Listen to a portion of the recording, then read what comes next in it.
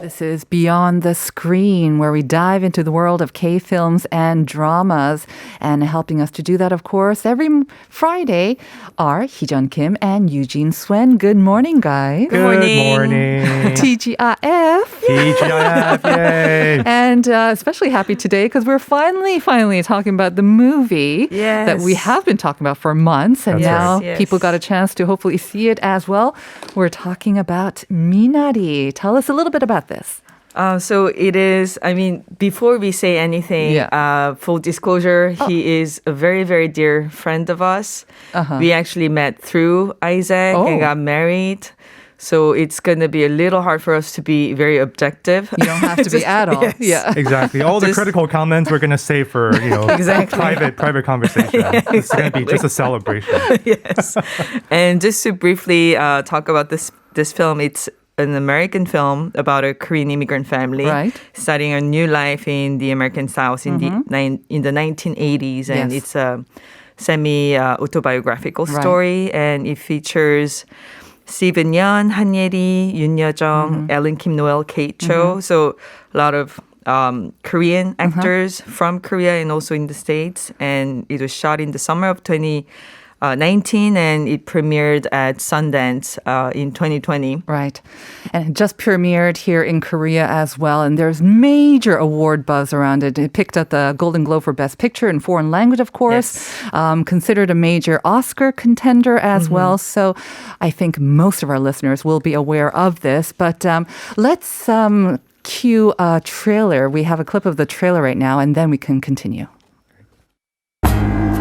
미국 애들은 할머니랑 같이 방 쓰는 거 싫어한다던데. I don't like Grandma. 쟤는 안 그래요. 한국애니까. Grandma smells like Korea. 야, 뭐라고? 그랜마 스멜?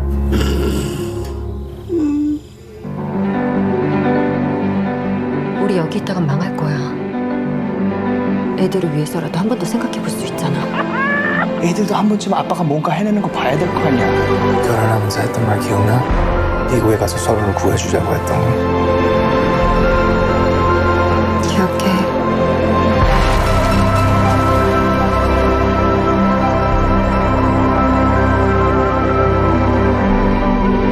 어이, 프리티 보이, 프리티 보이. I'm not pretty. I'm good looking.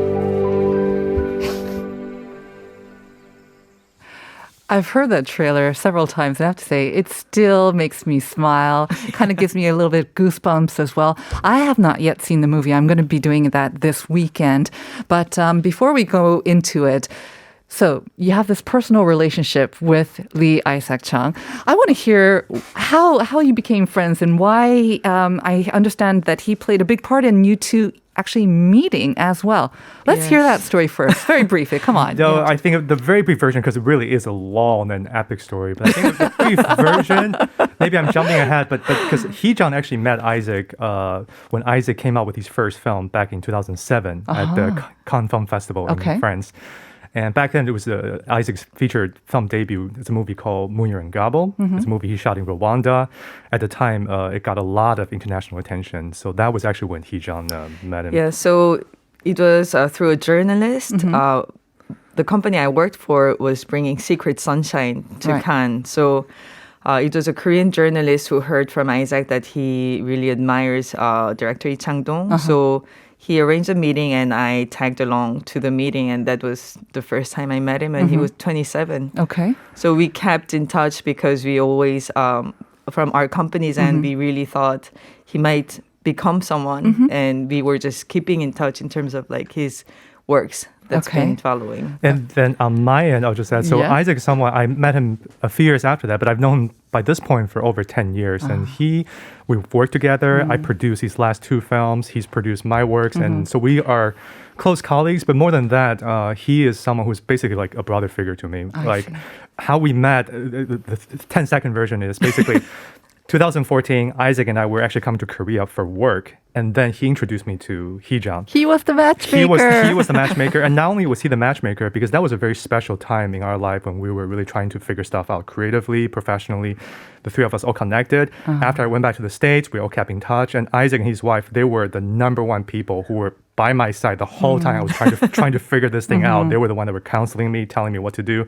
And with Heejeon, you mean? With the Heejeon, relationship, the with long the distance relationship. Okay. So we got married in Korea. We didn't have a best man or grooms, but had there been a best man, it would most certainly have been Isaac. So he's someone who's had a huge impact on me personally, but also professionally. I literally would not be a filmmaker if he didn't ask me to produce these films. Very good. Thank you for sharing that story. So now we really know, because these kind of stories, there's so many interviews with Isaac Chung and all the actors from the film, but this is a story that is unique and special to us on Life Abroad, and also unique and special for Life Abroad is a message directly from the director, Isaac Chung, and Han Ye-ri. And I understand that you two were instrumental in getting this for us. So let's cue that now for our listeners.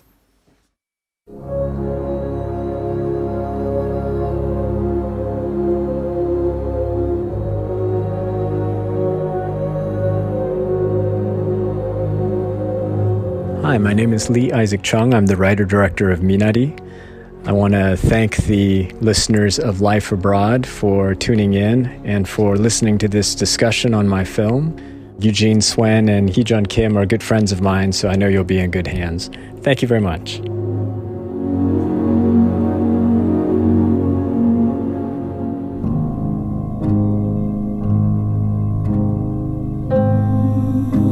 안녕하세요. 배우 한예리입니다.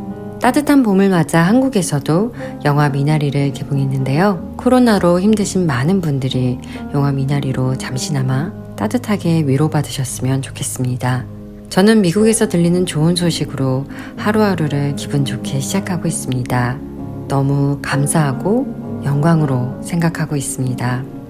TBS EFM 라이프 어브로드가 많은 청취자분들의 소통의 창구가 되길 바라겠습니다.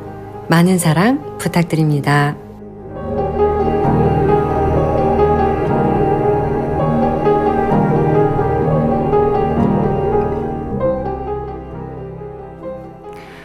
Yay. What a nice message. I was expecting just a plain message, but it's not just a plain message. You've got nice background music as well. So we just heard from the director, Isaac Chung, and Han Ye-ri, of course, who is also a major actress in that movie, and saying that she's currently in Seoul and promoting the movie, and she's happy to meet with the listeners of Life Abroad. Just a very basic, simple message, but we know how very, very busy they are. So thanks again to them and to you two for making that possible.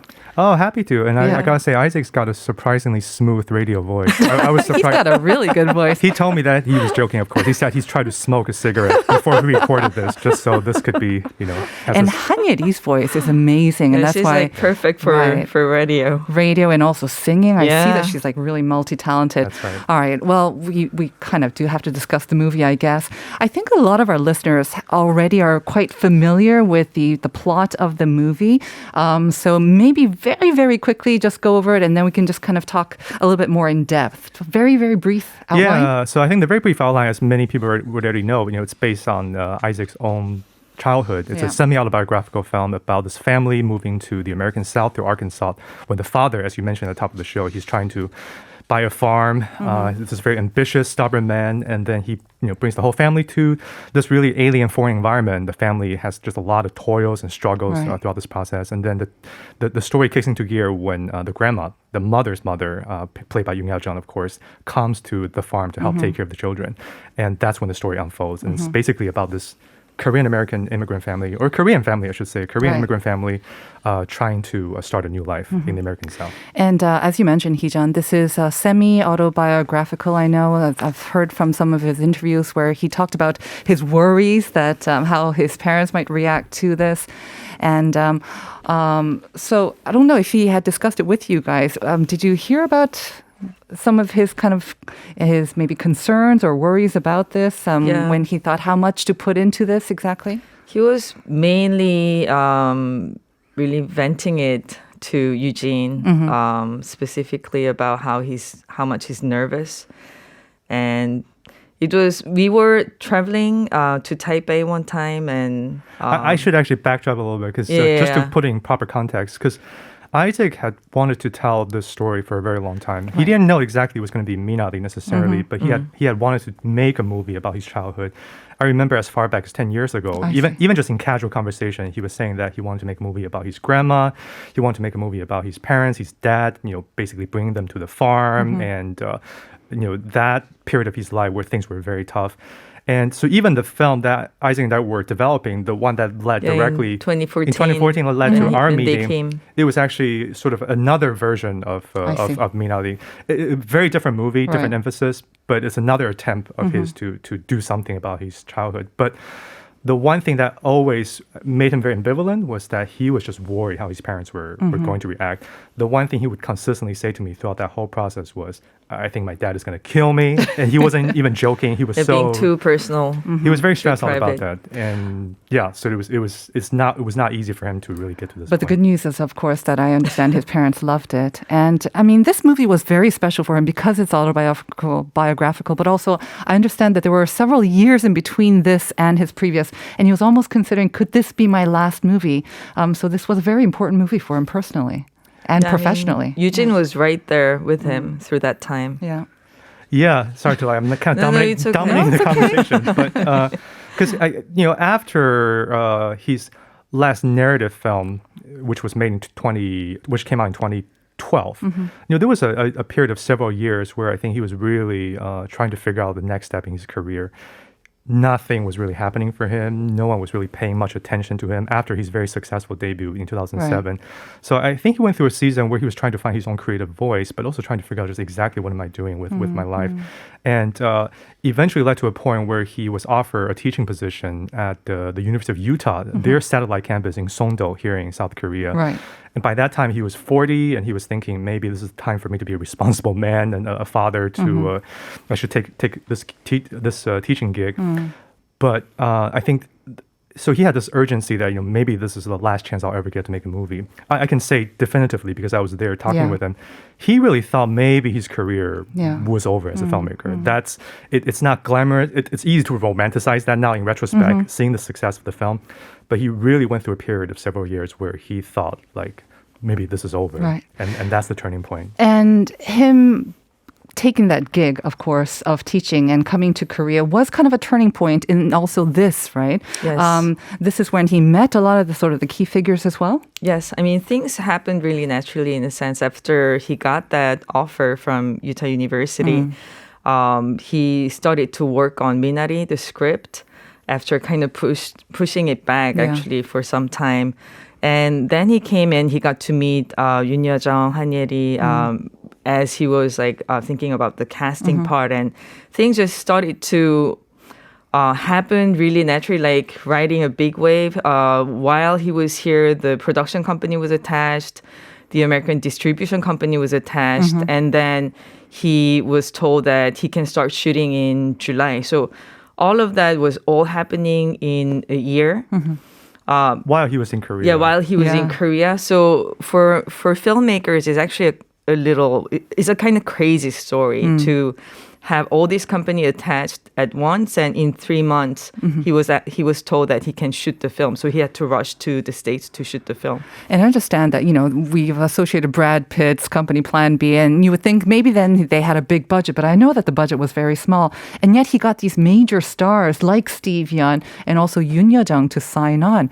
I don't know how he managed to do that. I think a lot of it, and I'm sure Heejeon can speak to this as well, I think it's really, I think two things, it seems to me. I think one is, just the quality, the strength of the script.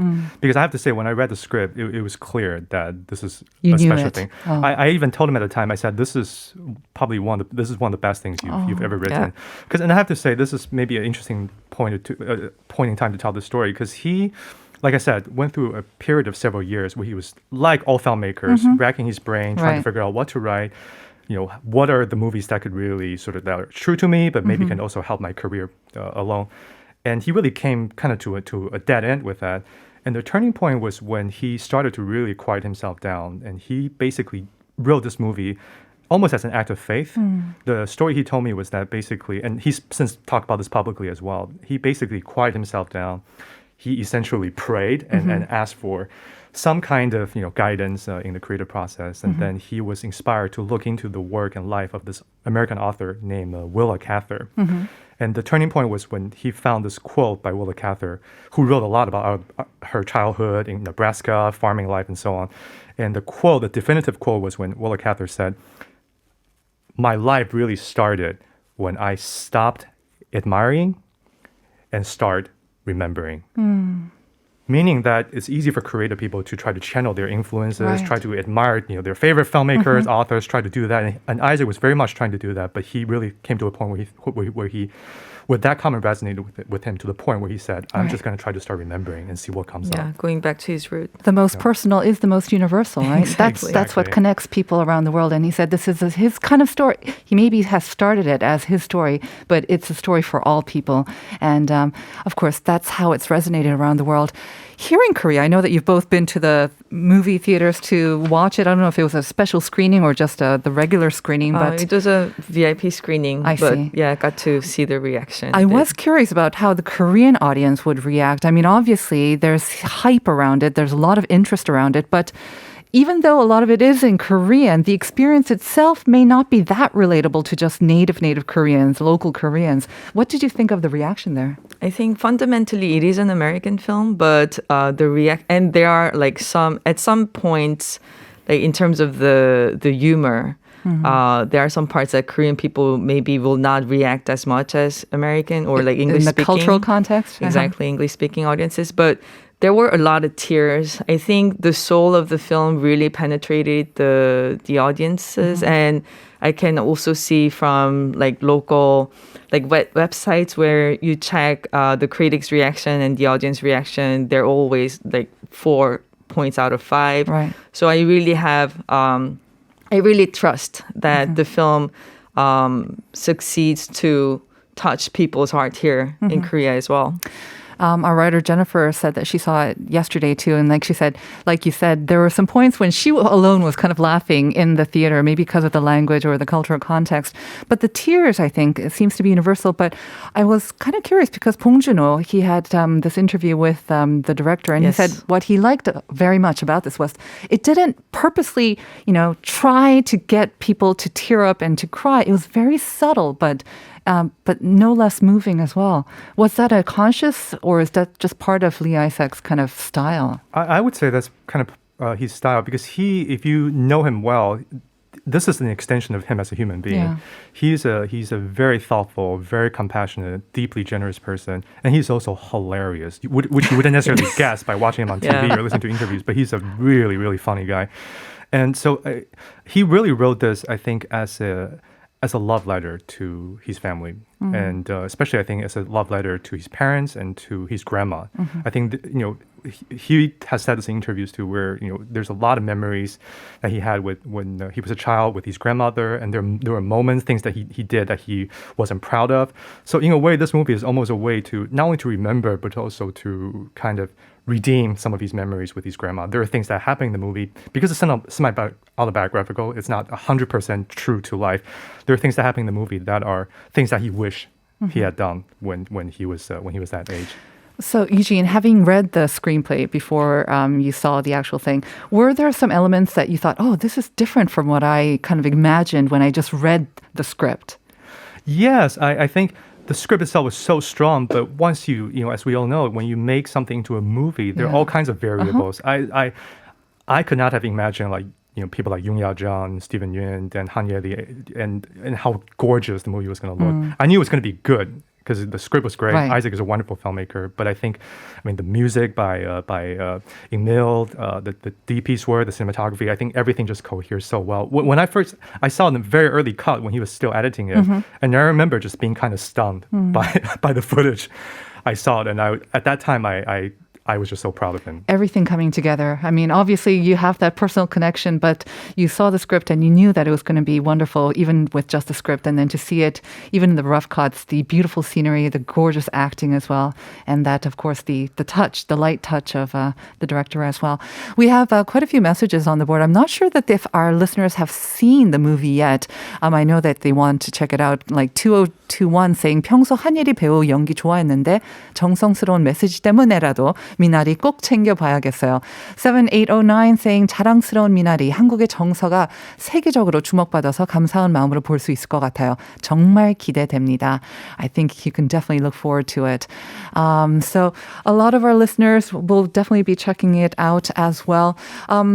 I don't know. Are there any maybe last tips for watching the movie? Because is there a particular scene or is there like a tip that you would like to give or share with our listeners? I think there's a lot, but I think maybe Heejeon, you should close it by talking about his parents' reaction and how I was that actually going to say. That's a great way to end it. Okay. Yeah, I mean, going back to your question about his parents' reaction. So everyone was nervous. And when they watched the film finally, we heard from Isaac that they both cried. And for the first time, and I get emotional whenever I think about it. His father said to his mother for the first time that he's sorry. Oh. And as a father and son, they had a long sob and embrace. And I think that's really the soul of this film. And that's why it's so universal in terms of like touching people's heart, because it is about reconciliation and restoring connection in the family. That's where it comes from. Thank you, Heejeon. And thank you, Eugene, for that very touching ending to our segment today.